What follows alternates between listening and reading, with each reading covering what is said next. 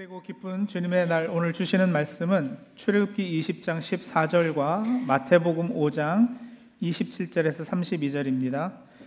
우리 먼저 출애굽기 20장 14절을 읽겠습니다. 출애굽기 20장 14절 말씀 한 목소리로 읽습니다. 간음하지 못한다. 마태복음 5장입니다. 마태복음 5장 27절에서 32절 우리 한 절씩 교독식으로 읽고 32절은 다 함께 읽겠습니다. 간음하지 말아라 하고 말한 것을 너희는 들었다. 그러나 나는 너희에게 말한다. 여자를 보고 음욕을 품은 사람은 이미 마음으로 그 여자를 범하였다. 내 오른눈이 너로 하여금 죄를 짓게 하거든 빼서 내버려라. 신체 한 부분을 잃는 것이 온몸이 지옥에 던져지는 것보다 더 낫다. 또 내 오른손이 너로 하여금 죄를 짓게 하거든 찍어서 내버려라. 신체 한 부분을 잃는 것이 온몸이 지옥에 던져지는 것보다 더 낫다. 누구든지 아내를 버리려는 사람은 그에게 이혼 증서를 써주어라 하고 말하였다. 그러나 나는 너에게 말한다. 음행을 한 경우를 제외하고 아내를 버리는 사람은 그 여자를 간음하게 하는 것이요 또 버림받은 여자와 결혼하는 사람은 누구든지 간음하는 것이다. 아멘. 우리는 계속해서 하나님의 계명 시리즈를 이어가고 있습니다. 오늘은 간음하지 말라 하신 제7계명을 명하신 하나님의 의도와 목적을 살피면서 우리에게 주시는 음성을 듣겠습니다.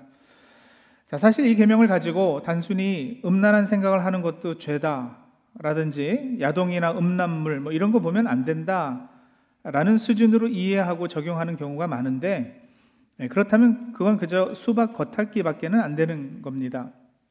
무엇을 금하는 명령, 즉 하지 말라고 하는 것에는 따지고 보면 무언가를 지키고 보호하기 위해서입니다.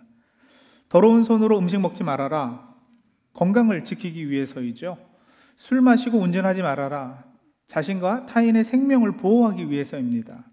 마찬가지로 간음하지 말라, 이 계명도 궁극적으로는 우리가 지키고 보호할 것이 있기에 주신 명령입니다. 자, 그것이 무엇이겠는가 하는 거죠. 그것을 알기 위해서는 일단 시내산에서 하나님께서 십계명을 주시고는 그 십계명을 백성들의 삶에 적용할 수 있도록 같이 주신 시행세칙들이 있는데, 제7계명과 관련된 시행세칙들을 좀 찾아볼 필요가 있습니다. 여러분, 십계명은 굵고 큰 원칙들이잖아요. 예를 들어서 살인하지 말아라.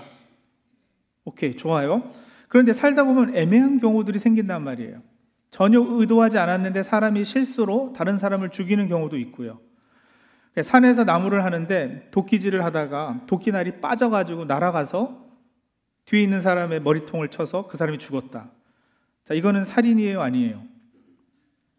애매하죠, 그죠? 네, 이런 경우들을 그래서 이 십계명이 주신 의도와 뜻에 맞게 적용할 수 있도록 그 케이스당 풀어서 설명해 놓은 규칙들이 있는데, 이것들이 그 시행세칙이란 말이에요.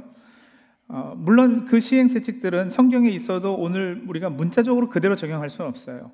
왜냐하면 몇천 년 전에 이스라엘 백성의 그 문화와 풍습, 삶의 컨텍스트를 배경으로 주어진 거니까요.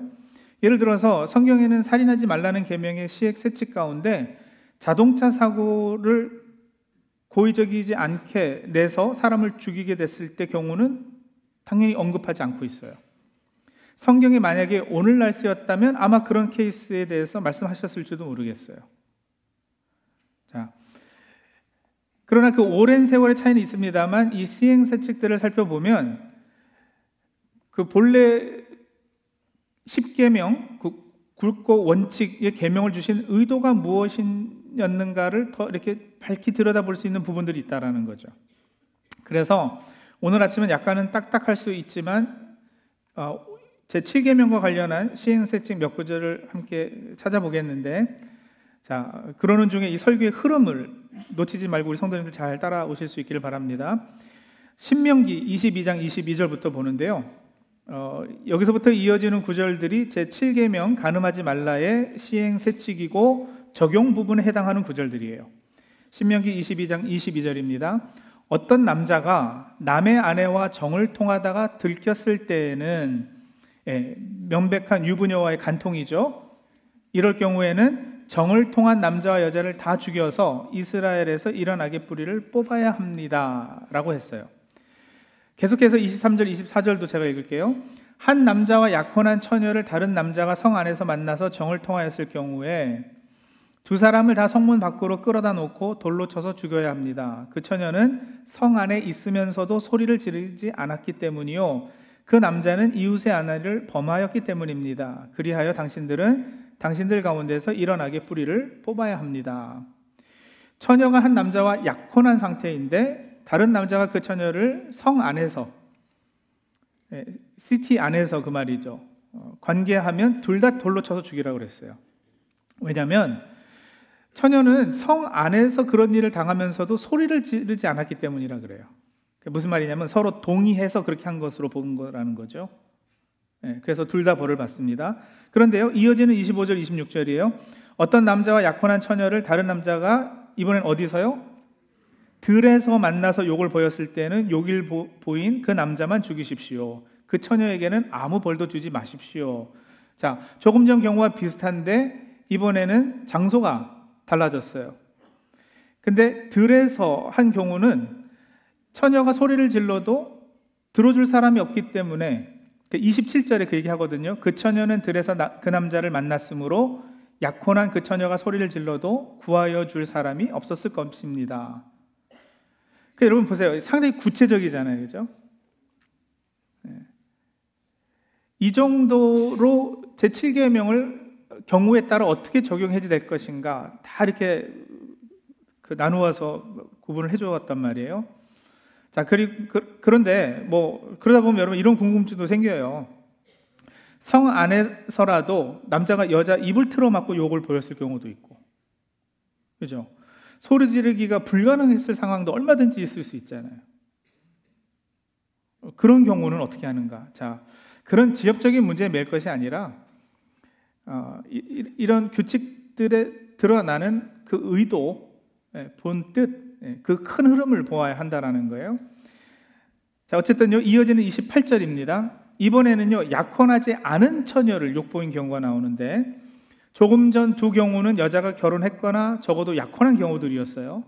근데 약혼하지 않은 처녀의 경우는 은 50세겔을 그 처녀의 아버지에게 주고 그 처녀를 평생 아내로 삼게 하는 것으로 정리를 하게 했어요. 그러니까 여러분 보십시오. 이 시행세칙들에 드러나는 간음에 대한 이해는 단순히 성적인 문제만은 아닌 거예요. 거기서 물론 출발은 해요. 그러나 이 계명들을 자세히 보면 오히려 소유권과 더 깊은 관련이 있는 것으로 보이기도 하죠. 그래서 여자가 결혼했는지 안 했는지가 무척 중요한 거예요. 왜냐하면 당시 이스라엘의 이해로는 여자는 결혼이나 약혼을 하기 전에는 아버지의 소유였고요, 일단 결혼이나 약혼을 하고 나면 남편의 소유가 되었어요. 그래서 약혼도 하지 않은 처녀의 경우는 배상을 누구한테 했다고요? 그래서 아버지한테 하잖아요. 우리 여성분들 되게 기분 나쁘죠? 10계명 중 마지막 계명이요, 10번째 계명은 내 이웃의 집을 탐내지 말라인데, 그리고 뭐라고 덧붙이고 있느냐면 내 이웃의 아내나 그의 남종이나 여종이나 그의 소나 그의 낙이나 물은 내 이웃의 소유를 탐내지 말라 그랬어요. 여기도 보면 아내를 이웃의 집에 속한 소유물 중에 하나로 이해하고 있는 거예요. 물론 순서로 따지면 소, 낙이 남종, 여종보다는 가장 먼저 나와요. 이제 기분 좀 풀어지죠? 그럴 리가요. 오늘 우리 문화나 상식으로는 여전히 받아들이기 힘듭니다. 당시 사회의 이해나 수준이 그러했다는 것은 알겠습니다. 그런데 성경에서조차 하나님께서도 그 당시 사회가 문화가 그러했던 것처럼 여자를 그저 물건, 어떤 소유물 취급하셨다면 그건 너무도 실망스럽지 않아요? 그런데 성도님들, 그렇지 않아요. 당시 사회의 기준과 이해는 그러했지만, 그래서 성경은 그 눈높이에 맞추어서 출발하지만 하나님의 법은요, 그것을 뛰어넘고 있고요, 결국에는 이스라엘 전통이 잘못 해석하고 오해한 부분들을 신약에 와서 예수님께서 고쳐주시잖아요. 보세요. 여자가 그저 소, 나귀, 양 같은 소유물과 같은 차원이면 제8계명 도둑질을 하지 말라는 계명도 있고 제10계명 내 이웃의 집을 탐내지 말라는 계명도 있어서 굳이 제7계명 간음하지 말라는 계명을 따로 만들 필요가 없었던 거예요. 당시 타락한 인간이 만든 사회 체제 속에서 여자를 소유물로 여긴 것은 사실이었어요. 부인할 수 없어요. 그리고 그거는 어느 정도 옛날 한국을 포함해서 동서양 전통에서 다 대동소이했던 겁니다. 하지만 제7계명이 주어지고 존재했다는 사실은 여러분, 남자와 여자의 관계가 단지 소유 관계가 아니라 그 이상임을 아주 오래전부터 하나님께서는 자기 백성에게 가르쳐 주셨던 거죠. 만일 어떤 소유물의 배상이면 남의 소유물인 유부녀를 범했다고 해서 잔혹하게 돌로 쳐 죽일 이유가 없어요.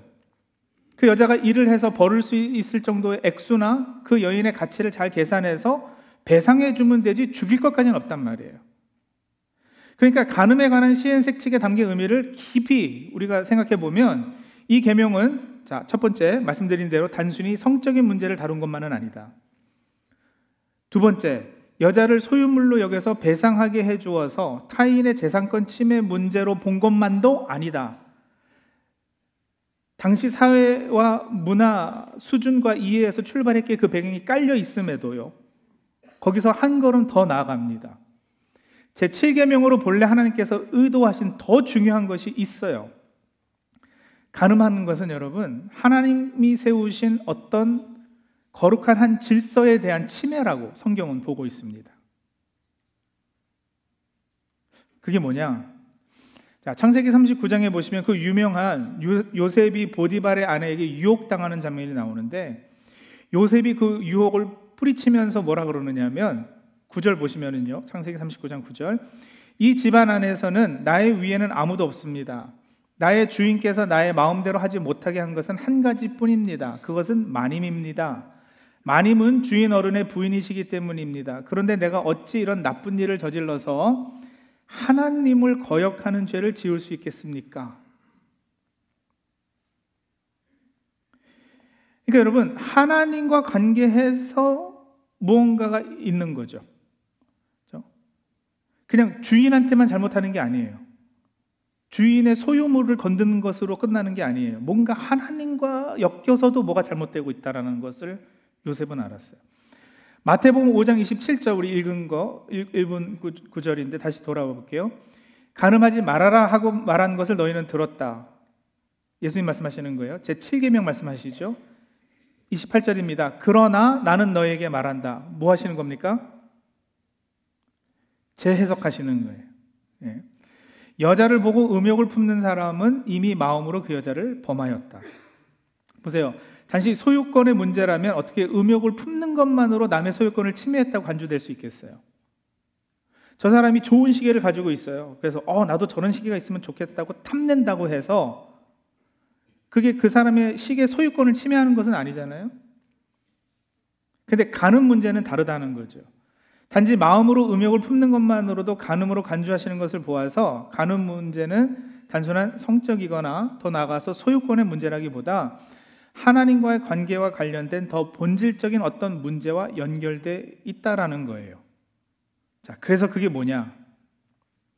여러분, 간음하지 말라는 말씀의 그 원어를 제대로 직역 수준으로 번역을 하면 결혼을 깨트리지 말라입니다.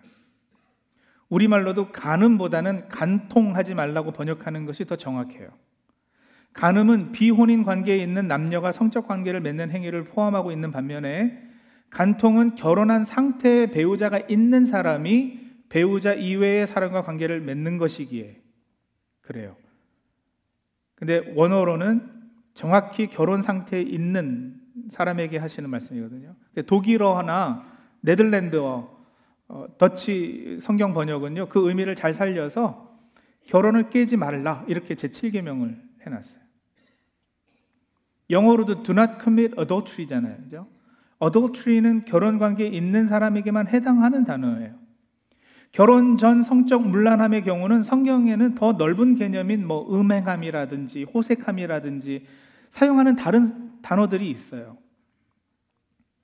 예수님께서 마태복음 5장에서 음욕을 품고 여자를 보는 자마다 마음에 이미 간음하였느니라 하신 이 말씀도 여러분 우리가 31절 읽었잖아요. 조금 더 내려가 보면 이혼 증서를 써주는 것과 연결되고 있잖아요.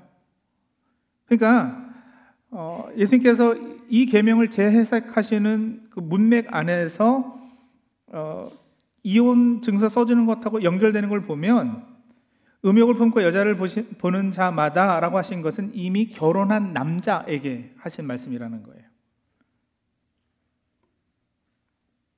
그래서 여러분, 간음하지 말라는 것은 단순히 음란함을 경계하라는 수준만이 아니고요, 단순히 개인의 도덕적 죄에 대한 경계를 하시는 것만도 아니고요, 분명 음란함도 호색함도 다 명백한 죄이겠지만 이 계명은 결혼을 깨지 말아라, 결혼 서약을 지키고 보호하라는 계명입니다. 결혼 약속을 지키고 보호하는 것이 왜 그렇게 중요한가? 여러분, 우리가 결혼을 왜 합니까? 기독교인으로서. 기독교인이 결혼을 왜 해요? 단순한 행복이나 안정된 삶을 위해서만은 아니에요. 당연히 복된 결혼 생활은 행복한 삶, 또 삶의 안정과 연결되어 있어요. 하지만 기독교인에게 있어서 결혼은 여러분, 그거보다 더 궁극적인 목적이 있습니다. 법륜 스님이라고 계셔요. 이분이 증문즉설 이런 거 이렇게 바로 질문하면 바로 답하는 이런 걸 하셔서 제가 그 동영상을 몇 개 봤는데 그 중에 하나가 이런 게 있었어요. 결혼은 철저히 자기 행복을 위해서이다. 행복해지려고 결혼했는데 행복하지 않으면 당연히 이혼하고 헤어져서 더 행복해져라, 이렇게 조언하시더라고요. 인간의 죄성에 부합하는 아주 달콤한 유혹의 말씀인데, 여러분, 그래서 행복이 얻어지는 것은 사실은 아니고요, 혹 그래서 조금 더 행복해진다고 하더라도 우리는 나중에 하나님 앞에 서서 계수해야 되는 사람들이잖아요. 그런 종말론적인 삶을 사는 우리는 쉽게 내 행복만을 추구하고 그것만을 위해서 그냥 행복하지 않다고 쉽게 가정을 깨고 그럴 수는 없단 말이에요. 참 속상한 게 뭐냐면, 스님은요, 결혼생활 어려워요? 그래, 갈라져요. 그냥 이렇게 사람 듣기 좋은 말 해주고 죄책감 덜어주고 인기 끝내주는데, 목사는요, 그래도 조금 더 인내하시죠. 어떻게 조금만 더 참아보시죠. 십자가 붙잡고 먼저 용서해 주시고요, 먼저 희생하시고요, 우리 회복을 위해서 한번 같이 기도하실까요? 기도에 힘써 보세요. 혹 때려왔는데 기도하라는 혹 하나 더 붙여주니까 이게 힘이 드는 거예요. 근데 그렇다고 사람에게 좋게 할 수는 없잖아요. 듣기 부담되고 어려워도 목사는 진리를 선포해야죠. 물론 여러분, 이혼이 최선일 때가 있습니다. 예외가 없다는 것이 아니에요. 이미 온갖 노력에도 불구하고 결혼이 깨진 분들에게 부담을 드리고자 오늘 이 말씀 드리는 게 아니에요. 그 결정을 하고 실행하시기까지 얼마나 힘들고 아프셨어요. 얼마나 고민이 되고 괴로우셨겠어요. 그 상처난 곳에 다시 상처를 내고자 함은 아닙니다. 하지만 성경적 원리를 말씀을 드려요. 성경은 결혼을 신비의 영역에 속한 것으로 봅니다.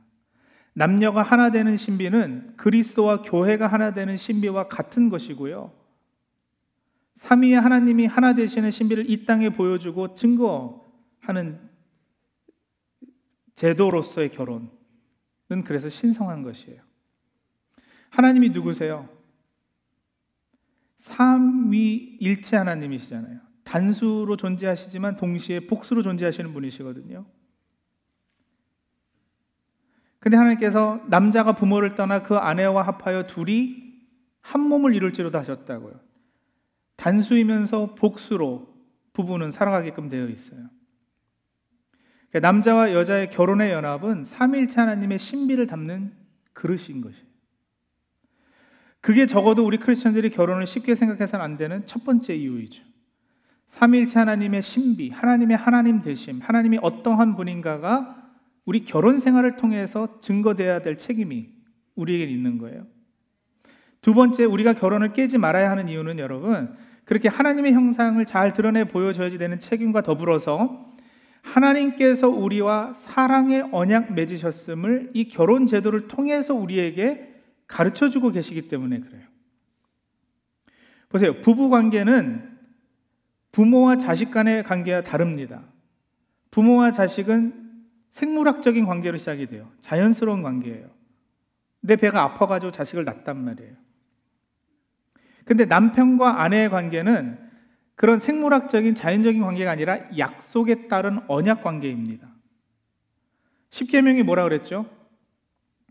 하나님이 출애굽을 통해서 이스라엘을 끄집어내셔서 자기 백성 삼으셨잖아요.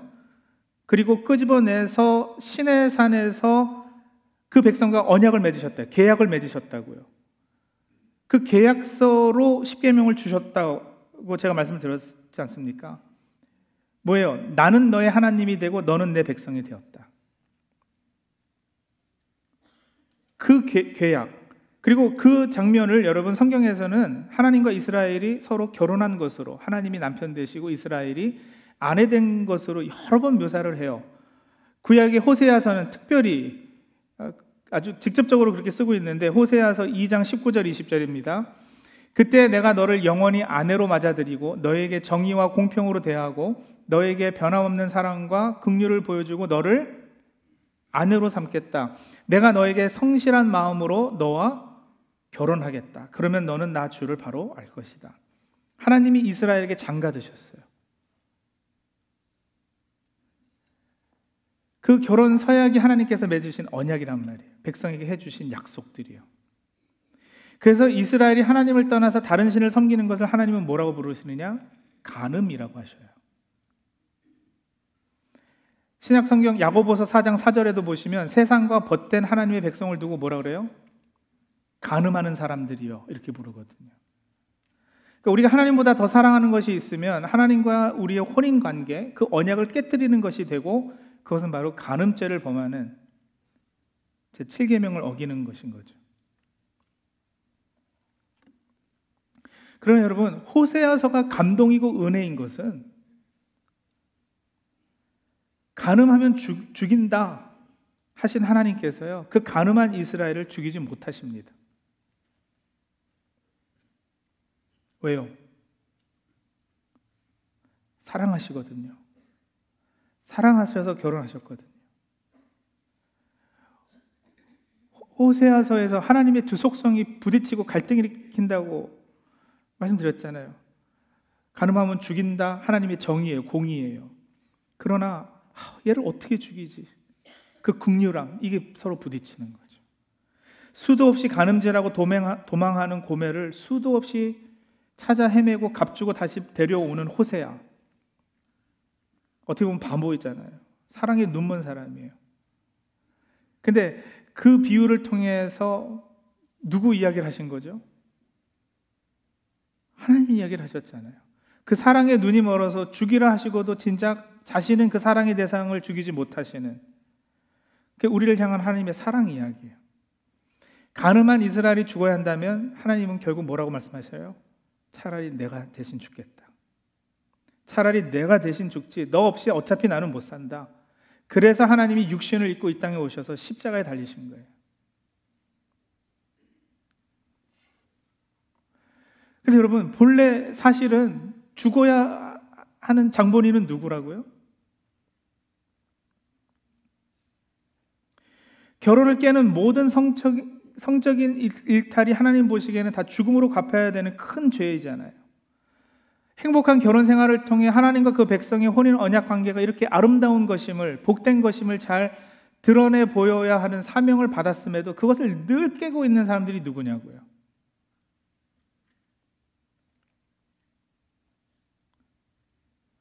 그리고 그렇게밖에 살지 못하는 것은 궁극적으로, 더 본질적으로는 하나님과의 관계가 틀어져 있기 때문에 생겨나는, 어떻게 보면 결과이고 열매인데, 그렇게 하나님 옆에 영적 간음하는 사람이 누구냐고요. 나죠.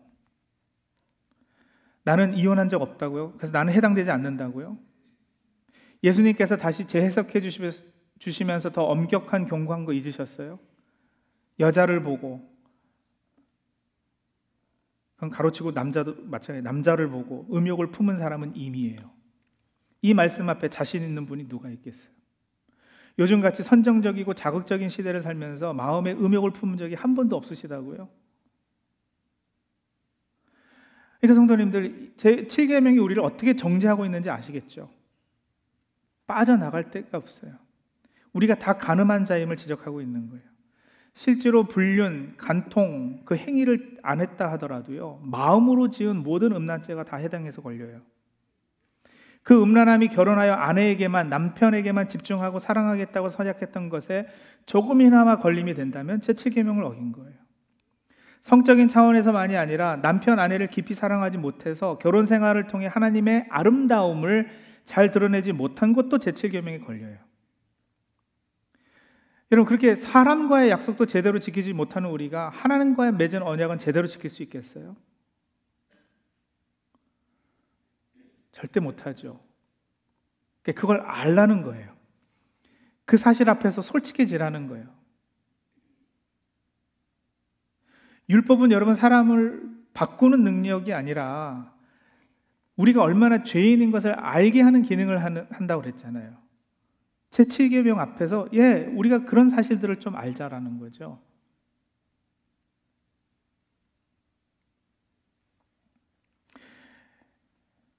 여자를 보고 음욕을 품은 사람은 이미 마음으로 그 여자를 범하였다. 여러분, 그것도 못 지키는 우리가 어떻게 하나님 한 분만을 사랑하고 섬기고 살 수 있겠어요? 그러니 육적, 영적, 마음으로 간음, 영적 간음 해서 영원히 죽어야 되는 존재는 바로 나다. 조금 전 살펴본 신명기뿐만 아니라 출애굽기의 경우에도 출애굽기 22장에 보면 이 7계명에 대한 시행 세칙이 나와요. 신명기보다는 조금 간략하게 나옵니다만 출애굽기에서는 여러분 이 시행 세칙이 무엇하고 연결이 되느냐면 너는 무당을 살려두지 말라, 이거랑 연결이 돼요. 간음하지 말라 해서요, 아무 상관도 없어 보이는, 뜬금없이 무당을 살려두지 말라가 연결이 된다니까요. 그러니까 구약에서도 육적 간음의 본질을 영적 간음, 그러니까 하나님과의 관계 끊어짐의 문제로 보았다라는 거예요. 자, 그래서요, 우리가 다 걸립니다. 그렇게 결혼한 성도들은 물론이요, 결혼하지 않은 분들도 제 7계명과 무관하지 않고 다 계명을 범한 죄인들입니다. 하지만 성도님들, 복음을 들으세요. 다시 한번 복음을 선포합니다. 간음하면 죽는다 하시고는 그 죽음의 자리에 우리를 대신하여 친히 십자가를 지시고 피 흘리고 죽은 분이 계십니다. 그분이 우리 신랑 되시는 예수 그리스도이십니다.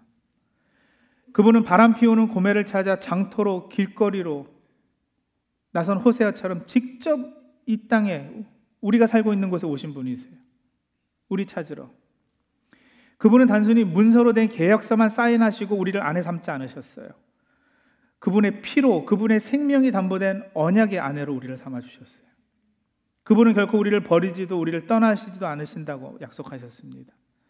때로 우리는 그를 모른다고 하고 때로 우리는 그 손을 놓고 버리고 도망하여도 그의 변함없는 사랑과 그분의 희생이 우리를 다시 그분을 진심으로 사랑하는 자리로 돌려놓고야 말 것입니다.